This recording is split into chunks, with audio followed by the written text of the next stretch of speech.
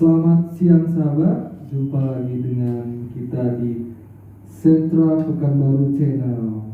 Jadi pada siang hari ini kita kedatangan tamu yang sangat spesial, yaitu Bapak Solius selaku Kepala Cabang Astra Daihatsu Pekanbaru. Halo Pak Solius. Ya, selamat siang. Nah Pak, kan jarang-jarang nih kita undang podcast nih. Kebetulan hari ini kita kedatangan tamu spesial.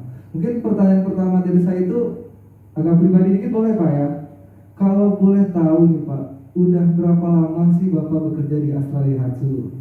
Ya, terima kasih pertanyaannya. Saya bekerja itu mulai tahun 2003 ya. Jadi kurang lebih sudah 17 tahun. Sudah 17 tahun ya Pak ya. Ya. Sudah banyak pengalaman nih Pak ya. Udah Ya. banyak tangan dulu. Oke, jadi gini Pak. Kan sekarang ini sedang masa pandemi corona Pak ya. Ya, Jadi apakah ada motivasi dari Bapak nih untuk teman-teman salesman kita, teman-teman admin dan mekanik nih Pak, untuk melewati masa-masa pandemi ini Pak? ya. Oke. Terima kasih kembali pertanyaannya, itu cukup menarik ya. Kalau saya rasa ini merupakan satu pertanyaan awam yang di benak hampir seluruh karyawan. Nah, dalam pandangan saya, kita kembalikan kepada tujuan kita tuh bekerja itu untuk apa. Nah, dari titik itu kita kemudian mendapatkan satu kenyataan bahwa saat ini di hampir seluruh negara di dunia itu sedang mengalami pandemi COVID. Oke, benar sekali. Nah, dua kondisi ini, satu sisi bahwa pekerjaan kita itu juga sekarang tidak mudah karena adanya pembatasan, dan yang kedua kita sendiri membutuhkan pekerjaan untuk mendapatkan penghasilan.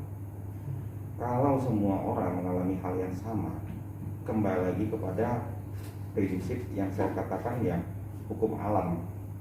Nah, mau tidak mau, suka tidak suka, kita semua harus menghadapi kondisi yang sama. Tinggal lagi bagaimana pertama keberanian dan strategi kita dalam menghadapi atau menyikapi kondisi ini. Yang jelas dari arahan pemerintah itu sendiri juga sudah menyebutkan kita harus menggunakan alat-alat pengaman dalam bekerja, baik di dalam ruang maupun di luar ruang atau di luar kantor ya. Ini wajib kita ikutin karena dari arahan pemerintah ini sudah jelas bahwa dengan mengikuti protokol kesehatan itu, maka kemungkinan untuk kita terkena COVID ya, virus COVID itu semakin kecil. Itu satu.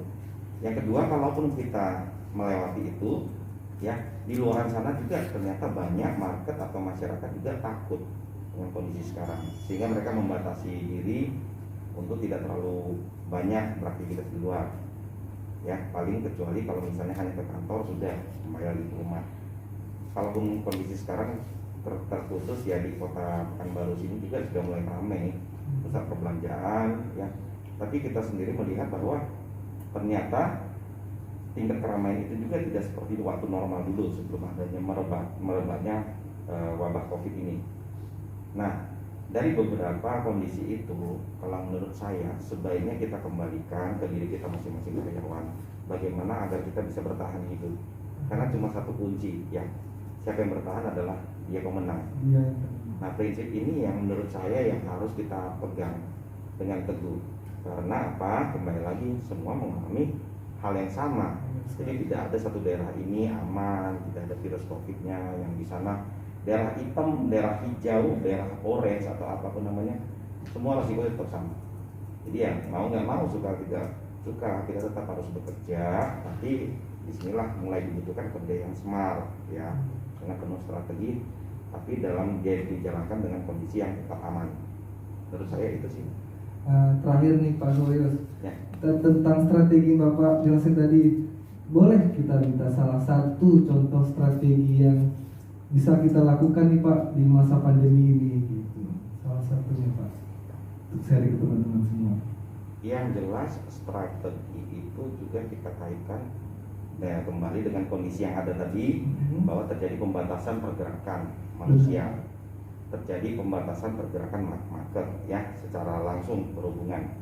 Nah, kalau seandainya kita juga susah bertemu untuk langsung bertatapan muka secara langsung direct ya ke customer, apakah itu di pameran atau apakah kunjungan ke kantor atau ke rumah-rumah customer atau di pasar, maka berarti strateginya kita harus berubah, geser menjadi pemasarannya atau menjual sesuatu itu secara online. Secara online Pak ya. Nah, pertanyaan lagi nanti mungkin akan timbul adalah kalau secara online semua menggunakan hal yang sama, padahal dulu adalah secara online itu kan kalau kita katakan adalah salah satu bentuk daripada strategi Blue Ocean, ya Blue Ocean strategi. Nah, kalau yang di offline itu yang bukan secara online itu disebut dengan Red Ocean. Nah, jadi sekarang dengan kondisi pandemi ini, justru Blue Ocean itu sudah menjadi Red Ocean. Nah, bagaimana kita untuk bisa menjadi pemenang, bagaimana kita tetap bisa eksis, ya kita harus punya satu strategi yaitu meningkatkan kreativitas, kemudian membaca karakteristik customer. Apakah customer ini senang dengan satu bahasa atau tampilan dari iklan-iklan yang kita tampilkan secara online tersebut. Kalau semuanya orang beriklan lewat online, nah apa yang kita anggap, kita nilai mempunyai satu daya attracting atau menarik kepada pemirsa, kepada pembaca atau yang melihat iklan kita, karena semua orang buat iklan. Nah, iklan mana yang paling menarik? Itu yang menjadi tantangan kita masing-masing untuk mendapatkan satu formula atau strategi yang pas. Itu menurut saya ya. Oh, gitu Pak ya. Jadi Pak, banyak yang pengen saya dengar nih, saya pengen Pak Sos lebih banyak sharing ke teman-teman semua. Cuman untuk karena keterbatasan waktu kita di podcast ini, Pak Sos, semoga next time Pak Sos bisa sharing lagi ke teman-teman semua. Boleh. Oke, untuk hari ini cukup dulu. Terima kasih. Selamat siang.